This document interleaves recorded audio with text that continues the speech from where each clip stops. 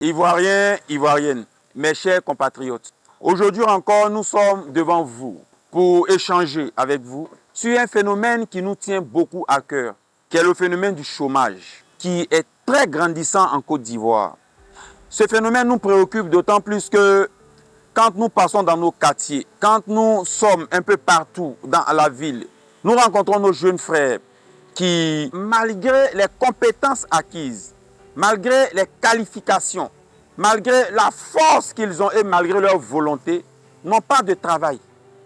La jeunesse ivoirienne et la population ivoirienne dans son ensemble est au chômage. On pourra dire que notre pays est numéro 1 en création de chômeurs et premier mondial en fabrication de sans-emploi. Dans la mesure où l'école de Côte d'Ivoire, au lieu d'être une école qui instruit, qui éduque, qui forme, est devenue une école qui ne donne que des diplômes.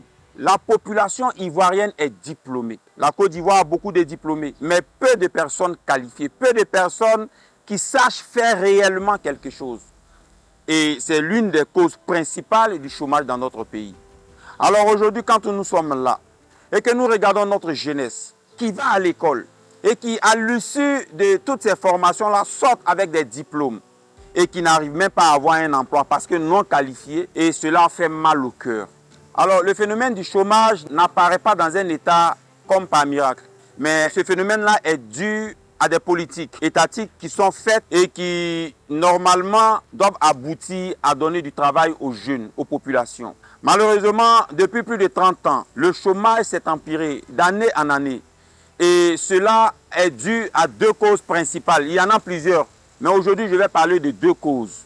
La première cause, ça sera l'éducation et la qualification. Et la deuxième cause, ça sera les initiatives et les projets d'État. Le premier point, l'école et la qualification. L'école ivoirienne est toujours une école coloniale. Elle n'a pas évolué depuis 1960. Elle est restée telle en léthargie. Elle n'a pas cherché à s'améliorer, elle n'a pas cherché à se moderniser. Quand vous regardez les bâtiments, les constructions, c'est pareil, ce sont des constructions coloniales. Quand vous regardez le programme, c'est les mêmes programmes de ceux de 1960 qui sont encore d'actualité aujourd'hui. L'école n'a pas évolué. Et du coup, elle n'a pas eu pour objet non seulement d'instruire, d'éduquer et de former, mais elle a eu pour vocation de créer des diplômés. Mais des diplômés sans qualification, des diplômés sans compétences. Et aujourd'hui, malgré le fait que chaque jour, il y a des offres d'emploi sur le marché, la jeunesse est au chômage, la population ivoirienne dans son ensemble est au chômage. Parce que l'école n'a pas réussi à fabriquer ces hommes-là, à former ces hommes-là qui sont compétents pour pouvoir occuper des postes pendant un certain nombre d'années. Et cela est d'autant plus dramatique pour des millions de personnes qui peinent même à joindre les deux bouts à chaque fin de mois. Ce premier point peut être corrigé et les corrections, nous les apporterons dans les solutions que nous essayerons de vous proposer un peu plus tard. Le deuxième point reste le point des initiatives et des projets d'État.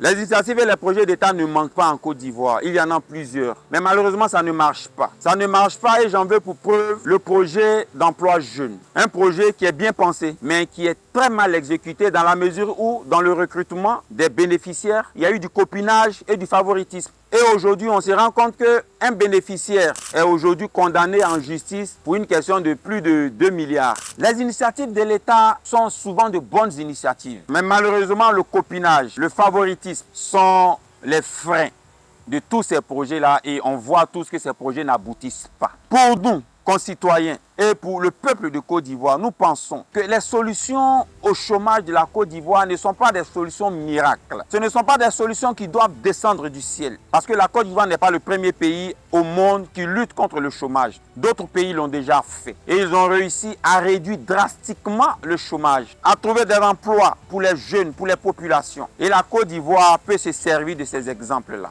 Ces pays ont utilisé des moyens, ils ont corrigé leur administration. En premier lieu, ils ont lutté contre la corruption, les affairistes de l'État, le favoritisme et le copinage. Ils ont réussi à vaincre ça d'abord. Secondairement, ils ont bien pensé les projets. Les projets ont été bien planifiés avec un ciblage des bénéficiaires. Les bénéficiaires ont été formés sur une longue période pour pouvoir maîtriser le domaine dans lequel ils mettent les pieds. Il y a aussi eu des suivis, des accompagnements de ces bénéficiaires-là, mais des suivis réels, sans copinage, sans favoritisme de ces bénéficiaires-là pour que l'aboutissement des projets soit une réalité.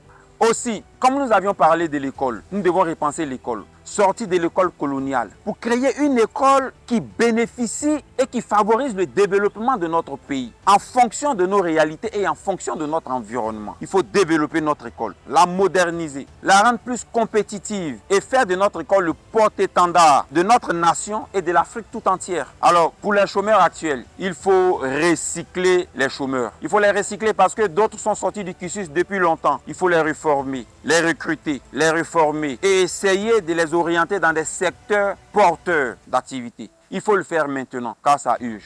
Pour une Côte d'Ivoire, avec un taux de chômage inférieur à 5%, c'est possible. Mais pour le faire, nous devons être ensemble. Alors, chers concitoyens, rejoignez-nous pour qu'ensemble, nous mettions ces stratégies en place. Nous décidions, nous réfléchissons, nous travaillons pour que la jeunesse ivoirienne puisse avoir du travail. Mobilisons-nous, mettons-nous ensemble. Venez à concitoyens, inscrivez-vous pour qu'ensemble, nous puissions bâtir une nation qui emploie ces jeunes. Une nation où le chômage a reculé réellement. N'oubliez pas de nous suivre sur nos réseaux sociaux. Et aussi, n'oubliez pas de vous faire inscrire sur notre plateforme qui reste www.concitoyen.org. Rejoignez-nous pour faire de la Côte d'Ivoire une nation vraie. Vive la Côte d'Ivoire pour que règne un peuple souverain.